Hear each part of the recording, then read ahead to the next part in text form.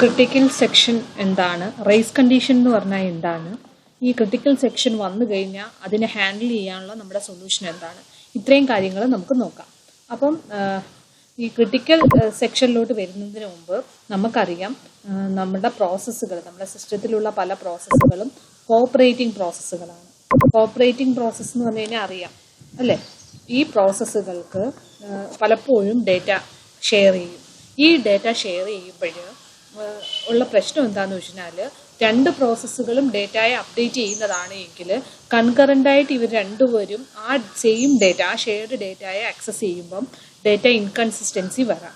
So data inconsistency വന്നു കഴിഞ്ഞാൽ നമ്മൾ എന്ത് ചെയ്യണം, അത് അവോയ്ഡ് ചെയ്യണം. എങ്ങനെ നമുക്ക് അവോയ്ഡ് ചെയ്യാമെന്ന് വെച്ച് കഴിഞ്ഞാൽ അറ്റ് എ ടൈമിൽ ഷെയർഡ് ഡേറ്റ ആണെങ്കിൽ ഒരു പ്രോസസ്സിനെ മാത്രം അലൗ ചെയ്യുന്ന രീതിയിൽ നമുക്ക് ആക്സസ് ചെയ്യാം.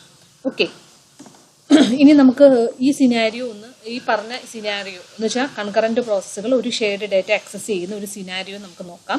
For example producer consumer problem. Producer എന്താ ചെയ്യുന്നത്, പ്രൊഡ്യൂസറും കൺസ്യൂമറും കോമൺ ആയിട്ട് ഒരു ഷെയർഡ് ബഫറുണ്ട്. പ്രൊഡ്യൂസർ ഐറ്റങ്ങൾ പ്രൊഡ്യൂസ് ചെയ്തിട്ട് ബഫറിലോട്ട് വെക്കും, കൺസ്യൂമർ ആ ബഫറിൽ നിന്നാണ് ഐറ്റങ്ങൾ എടുക്കുന്നത് അല്ലേ.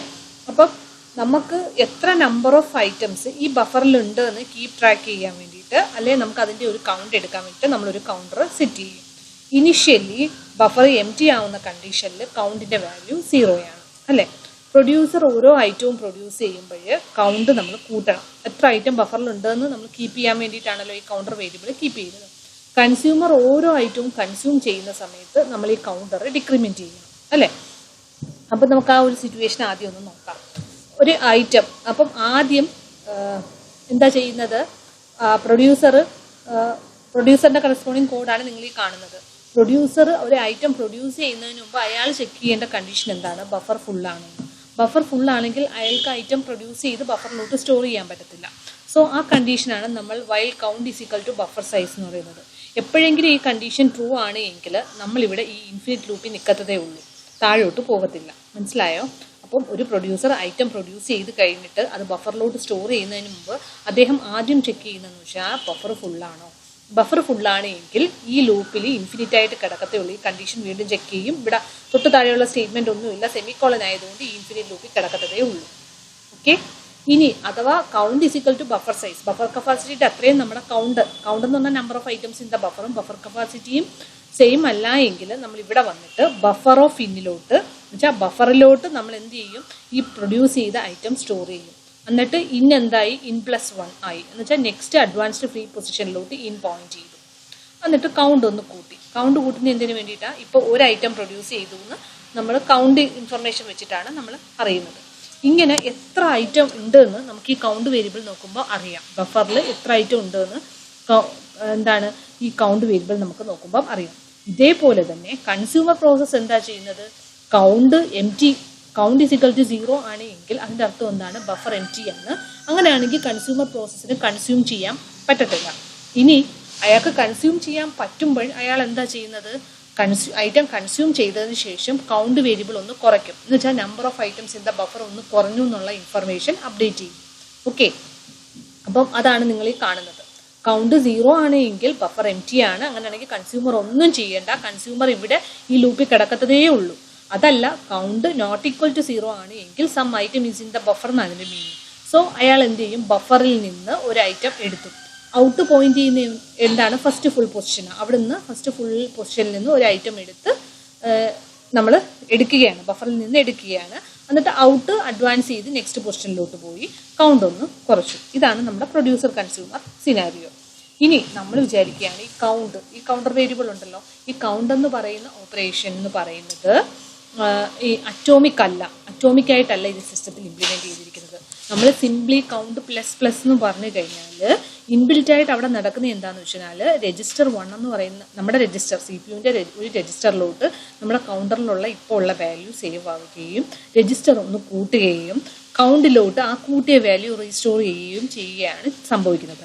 അതേപോലെ കൗണ്ട് ഡിക്രിമെന്റ് ചെയ്യുമെന്ന് നമ്മൾ പറഞ്ഞില്ലേ, കൺസ്യൂമർ കൗണ്ട് ഡിക്രിമെന്റ് ചെയ്യുമ്പോഴും സംഭവിക്കുന്നത് ഇതേപോലെ തന്നെയാണ്. എന്താണ്, രജിസ്റ്ററിലോട്ട് ഇപ്പോൾ ഉള്ള കൗണ്ട് വേരിയബിൾ വരും, രജിസ്റ്ററിലുള്ള ആ കൗണ്ട് വേരിയബിളിൽ നിന്ന് ഒന്ന് കുറയ്ക്കും, അതിനുശേഷം ഈ കൗണ്ട് കൗണ്ടിലോട്ട് ഈ അപ്ഡേറ്റ് ചെയ്ത ന്യൂ വാല്യൂ റീസ്റ്റോർ ചെയ്യുകയും ചെയ്യുകയാണ്. ഓക്കെ, പക്ഷേ ഈ ഓപ്പറേഷൻസ് എന്ന് വെച്ചാൽ 1 by 1 ആയിട്ടാണ് നടക്കുന്നത്. ഈ സമയത്ത് നമ്മുടെ പ്രൊഡ്യൂസറും കൺസ്യൂമറും ഇങ്ങനെ കൺകറൻ്റായിട്ട് എക്സിക്യൂട്ട് ചെയ്തുകൊണ്ടിരിക്കുകയാണ് എങ്കിൽ നമ്മൾക്ക് പ്രൊഡ്യൂസറിന് കിട്ടുന്ന കൗണ്ടും കൺസ്യൂമറിന് കിട്ടുന്ന കൗണ്ടും ഡിഫറൻ്റ് ആയിട്ട് വരും. എങ്ങനെയാണെങ്കിൽ നമ്മുടെ പ്രോസസ്സുകൾ കൺകറൻ്റായിട്ട് ചെയ്തുകൊണ്ടിരുന്നാൽ ഈ ഷെയ്ഡ് പോർഷനിലുള്ള ഡേറ്റ രണ്ടുപേരും കൺകറൻ്റായിട്ട് ആക്സസ് ചെയ്തുകൊണ്ടിരുന്നു കഴിഞ്ഞാൽ ഒരിക്കലും കറക്റ്റായിട്ടുള്ള ഒരു കൗണ്ട് വാല്യൂ ആയിരിക്കത്തില്ല പ്രൊഡ്യൂസറിനും കൺസ്യൂമറിനും കിട്ടുന്നത് എന്നുള്ളതാണ് നമ്മൾ ഇനി പറയാൻ പോകുന്നത്. ഫോർ എക്സാമ്പിൾ, ഇനീഷ്യലി കൗണ്ട് 5 ആണെന്ന് വിചാരിക്കുകയാണെങ്കിൽ നമ്മളുടെ ബഫറിൽ 5 ഐറ്റം ഇപ്പോൾ ഉണ്ട്. പ്രൊഡ്യൂസർ ഈ കൗണ്ട് പ്ലസ് ചെയ്യാൻ തുടങ്ങിയാണ്. അപ്പോൾ കൗണ്ട് പ്ലസ് എന്ന് പറയുന്ന ഒരു ഓപ്പറേഷൻ കറസ്പോണ്ടിങ് ഈ 3 ഓപ്പറേഷൻ ആണെന്ന് ഞാൻ പറഞ്ഞല്ലോ. അപ്പം പ്രൊഡ്യൂസർ രജിസ്റ്റർ 1 ഇപ്പോൾ ഉള്ള കൗണ്ട് വേരിയബിൾ എടുത്തു. രജിസ്റ്റർ 1 വാല്യൂ ഒന്ന് കൂട്ടി. നമ്മൾ കൗണ്ട് = രജിസ്റ്റർ 1 എന്ന് അപ്ഡേറ്റ് ചെയ്യുന്നതിന് മുമ്പ് CPU സ്വിച്ചിങ് നടന്നു. കാരണം നമുക്കറിയാം നമ്മുടെ പലപ്പോഴും പ്രീഎംപ്റ്റീവ് ടൈപ്പാണ്. അപ്പം അടുത്ത പ്രോസസ്സ് കൺസ്യൂമർ പ്രോസസ്സ് ഇനി എക്സിക്യൂട്ട് ചെയ്തു എന്ന് വിചാരിക്കും. അപ്പം കൺസ്യൂമർ പ്രോസസ്സിന് കിട്ടുന്ന രജിസ്റ്റർ 2 കൗണ്ട് വാല്യൂ എന്ന് പറയുന്നത് 5 തന്നെയാണ്, അപ്ഡേറ്റ് ചെയ്ത വാല്യൂ അല്ല. അപ്പോൾ അയാൾക്ക് 5 ആണ് കിട്ടുന്നത്. അയാൾ ആ വാല്യൂ അയാളുടെ കറസ്പോണ്ടിങ് ഒരു രജിസ്റ്ററിലോട്ട് കോപ്പി ചെയ്ത് വെച്ചു. എന്നിട്ട് അത് ഒന്ന് കുറച്ചു, രജിസ്റ്റർ 2 - 1, അപ്പോൾ 4 ആയി. അത് കഴിഞ്ഞിട്ട് ഇവിടെയും CPU സ്വിച്ചിങ് നടന്നു വിചാരിക്കുക. അപ്പോൾ വീണ്ടും നമ്മുടെ പ്രൊഡ്യൂസർ പ്രോസസ്സ് എക്സിക്യൂട്ട് ചെയ്തു. അപ്പോൾ എന്ത് സംഭവിക്കും? കൗണ്ടിലോട്ട് രജിസ്റ്റർ 1 ആയി. അപ്പം ഈ കൗണ്ട് വേരിയബിളിൽ പ്രൊഡ്യൂസർ പ്രോസസ്സിന് കിട്ടുന്ന വാല്യൂ 6ഉം കൺസ്യൂമർ പ്രോസസ്സിന് കിട്ടുന്ന വാല്യൂ 4ഉമാണ്. സോ നമുക്ക് ഇൻകൺസിസ്റ്റൻ്റ് ആയിട്ടുള്ള റിസൾട്ടുകളാണ് ഈ പ്രൊഡ്യൂസറിനും കൺസ്യൂമറിനും കിട്ടുന്നത്. അതെന്തുകൊണ്ടാണ് സംഭവിക്കുന്നത്? ഈ ഷെയർഡ് പോർഷൻ അല്ലേ, ആ കോമൺ ഷെയർഡ് ബഫർ അപ്ഡേറ്റ് ചെയ്യുന്നത് രണ്ടുപേരും ഒരുമിച്ച് നടത്തുമ്പോൾ പലപ്പോഴും നമ്മളുടെ ഈ അപ്ഡേഷൻ എക്സിക്യൂഷൻ ഇന്റർലീവ് ചെയ്ത് നടക്കും. ഓക്കെ, കൺകറന്റ് എക്സിക്യൂഷനിൽ ഇവ ഇന്റർലീവ് ചെയ്യുമ്പോൾ വി ഗെറ്റ് ഇൻകൺസിസ്റ്റന്റ് റിസൾട്ട്സ്. അപ്പോൾ ഈ ഷെയർഡ് ഡേറ്റയിൽ ഈ അപ്ഡേഷൻ എന്ന് പറയുന്നത് ഒരിക്കലും അല്ലെങ്കിൽ ആ റൈറ്റിംഗ് എന്ന് പറയുന്നത് ഒരിക്കലും ഒരുമിച്ച് നടക്കരുത്. അത് നമ്മൾ എൻഷുർ ചെയ്യണം. ഇപ്പം നമുക്ക് സംഭവിച്ചത് റേസ് കണ്ടീഷനാണ്. എന്താണ്?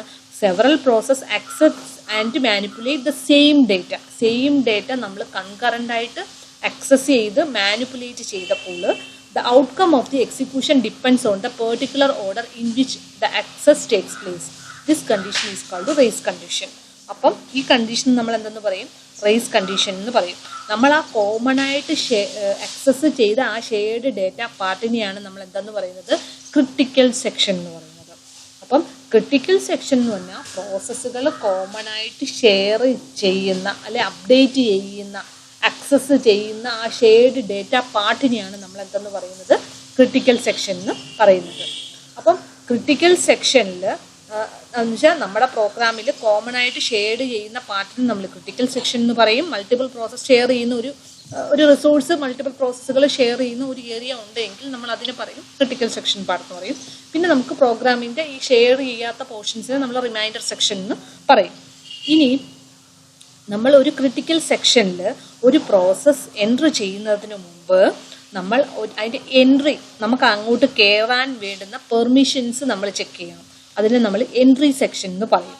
അതുപോലെ ക്രിട്ടിക്കൽ സെക്ഷനിൽ നിന്ന് നമ്മൾ എക്സിറ്റ് ആവുന്ന ഒരു പാർട്ടും നമ്മൾ ചെയ്യും എക്സിറ്റ് സെക്ഷൻ.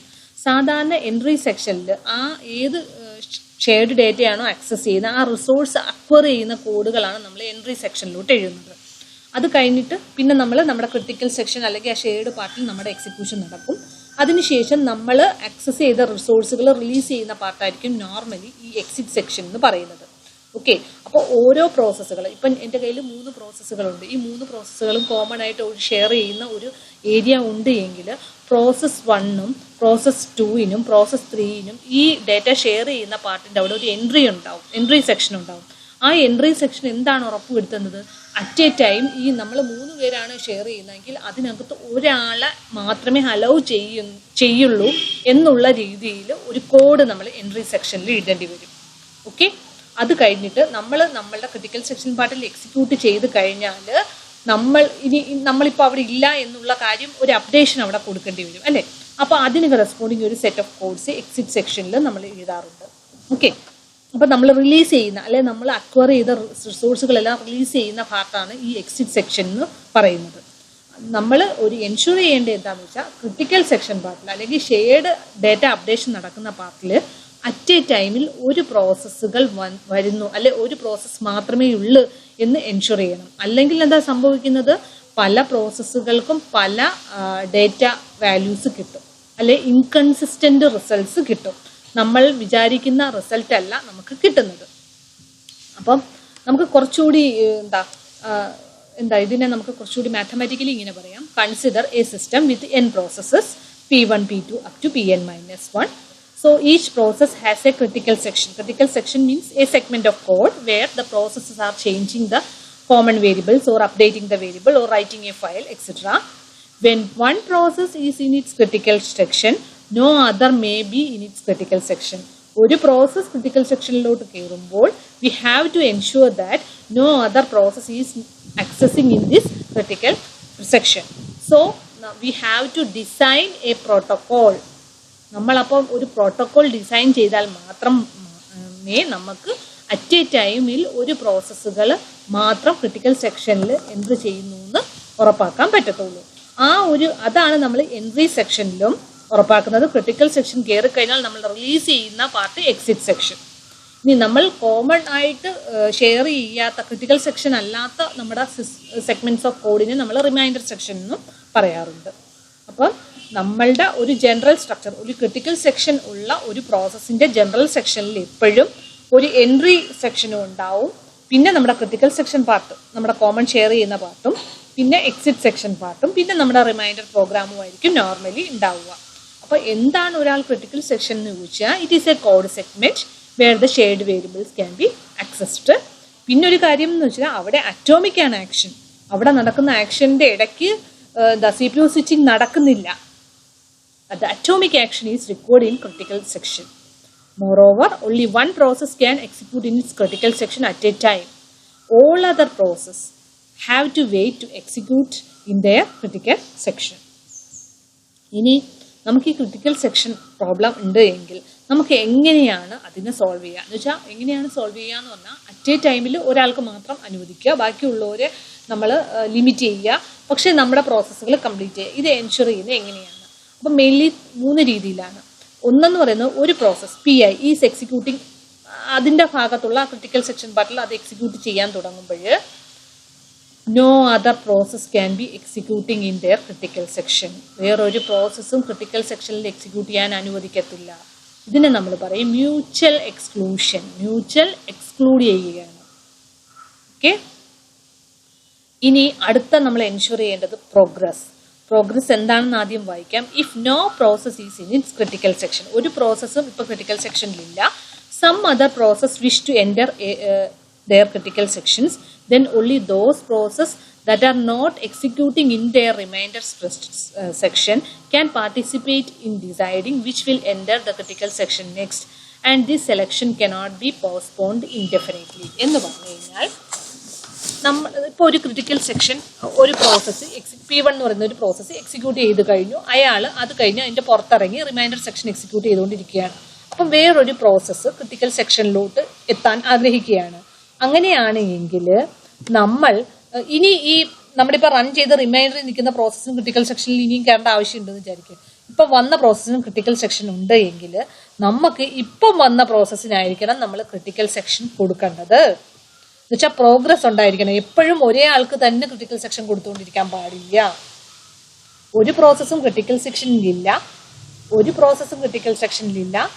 ഏതൊക്കെയോ പ്രോസസ്സുകൾ ക്രിട്ടിക്കൽ സെക്ഷനിൽ എൻ്റർ ചെയ്യാൻ ആഗ്രഹിക്കുന്നുണ്ട്, പക്ഷെ അവ ഇപ്പം റിമൈൻഡർ സെക്ഷൻ ക്രിട്ടിക്കൽ സെക്ഷൻ കഴിഞ്ഞിട്ടുള്ള റിമൈൻഡർ സെക്ഷനിലോ അല്ല എങ്കിൽ അവയ്ക്ക് നമ്മൾ ക്രിട്ടിക്കൽ സെക്ഷൻ കൊടുക്കണം. അവയുടെ സെലക്ഷൻ ഒരിക്കലും ഇൻഡെഫിനൈറ്റ് ആയിട്ട് പോസ്റ്റ്പോൺ ചെയ്യാൻ പാടില്ല. അതും നമ്മൾ എൻഷുർ ചെയ്യണം.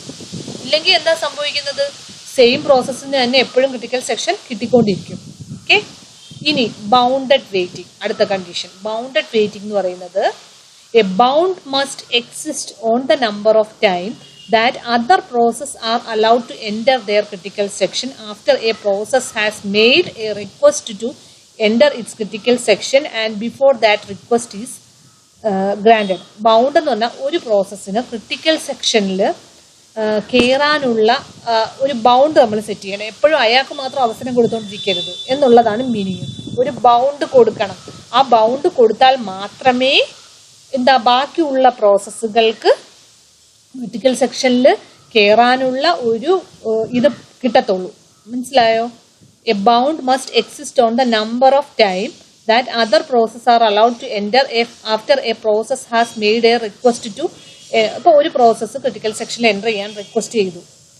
അപ്പോൾ ആ റിക്വസ്റ്റ് ഗ്രാൻഡ് ചെയ്യുന്നതിന് മുമ്പ് നമ്മൾ ഒരു എൻഷുർ ചെയ്യണം. വേറെയുള്ള പ്രോസസ്സുകൾ കുറേ പ്രാവശ്യം ഉപയോഗിച്ചുകൊണ്ടിരിക്കുകയാണ് എങ്കിൽ ഈ പ്രോസസ്സിന് നമ്മൾ ആ വെയിറ്റിംഗ് അയാളെ ഇൻഡെഫിനൈറ്റ് ആയിട്ട് വെയിറ്റ് ചെയ്തുകൊണ്ട് ഇരിക്കാൻ പാടില്ല. അയാൾക്കും എന്ത് കൊടുക്കണം? ഒരു വെയിറ്റിംഗിന് ഒരു ബൗണ്ട് കൊടുക്കണം, ഒരു ലിമിറ്റ് കൊടുക്കണം. എന്ന് വെച്ചാൽ അയാൾക്ക് ക്രിട്ടിക്കൽ സെക്ഷനിൽ കയറാനുള്ള അനുവാദം കൊടുക്കണം. ഇനി നമ്മൾ എപ്പോഴും നമ്മുടെ അസംഷൻ എന്ന് പറഞ്ഞാൽ നമുക്ക് പ്രോസസ്സുകളുടെ സ്പീഡുകളെ കുറിച്ചൊന്നും ഒരു അസംഷനും പാടില്ല.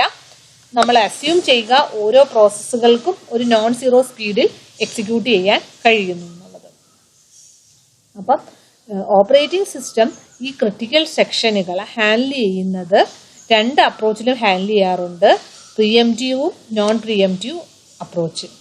നോൺ പ്രിഎംറ്റീവ് അപ്രോച്ച് എന്ന് പറയുന്നത് ഒരു റേസ് കണ്ടീഷൻസ് ആണ്. എന്ന് വെച്ച് കഴിഞ്ഞാൽ എന്താ നോൺ പ്രിഎംറ്റീവ് കണ്ടീഷൻ എന്ന് പറഞ്ഞാൽ ക്രിട്ടിക്കൽ സെക്ഷനിൽ വൺസ് കയറി കഴിഞ്ഞു കഴിഞ്ഞാൽ runs until its kernel exits kernel code blocks or voluntarily yield CPU. അതുവരെ അത് എക്സിക്യൂട്ട് ചെയ്യും.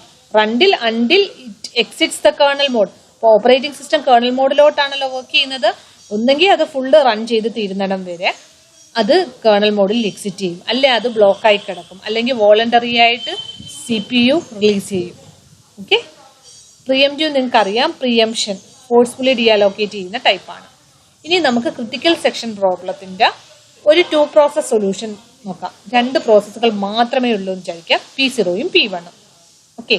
അപ്പൊ ഞാൻ അതിന് എൻ്റെ ഒരു ഈസിനെസ്സിന് വേണ്ടിയിട്ട് PI PJ എന്ന് വിചാരിക്കാം. 2 പ്രോസസ്സുകളല്ലേ ഉള്ളൂ, PI PJ. J എന്ന് പറഞ്ഞാൽ 1 - I. അപ്പം I 0 ആണ് അല്ലെ, I 0 ആണ്, J 1 ആണ്. അപ്പൊ J എന്ന് പറഞ്ഞാൽ 1 - 0 ആണ്, ദറ്റ് ഈസ് 1 ആണ്. നമ്മൾ വിചാരിക്കുകയാണ് ഈ 2 പ്രോസസ്സുകളും കോമൺ ആയിട്ട് ഒരു ഷെയർഡ് വേരിയബിൾ ഷെയർ ചെയ്യുന്നു. അതിന്റെ ആ വേരിയബിളിന്റെ പേര് ടേൺ എന്ന് വിചാരിക്കൂ. അസ്യൂം ചെയ്യുക ടേണിന്റെ ഇനീഷ്യൽ വാല്യൂ 0 ആണെന്ന് വിചാരിക്കുക. അപ്പൊ ടേൺ ആണ് ഈ PIയും PJയും ഷെയർ ചെയ്യുന്ന വേരിയബിൾ. അപ്പൊ ടേൺ ഈസ് ഈക്വൽ ടു 0 ആണ്. ടേൺ 0 ആണ് എങ്കിൽ if turn is equal to I, അപ്പൊ ടേൺ 0 ആണെന്ന് നമ്മൾ അസ്യൂം ചെയ്തു. ടേൺ ഈസ് ഈക്വൽ ടു 0 ആണ് എങ്കിൽ നമ്മൾ പറയുകയാണ് P0 is allowed to enter in critical section. അപ്പൊ turn is equal to I means turn is equal to 0, then process P0 is allowed to execute in its critical section. അപ്പൊ നമുക്ക് എന്ത് ensure ചെയ്യാം? only one process is at a time can be in its critical region എന്ന് നമുക്ക് ensure ചെയ്യാം.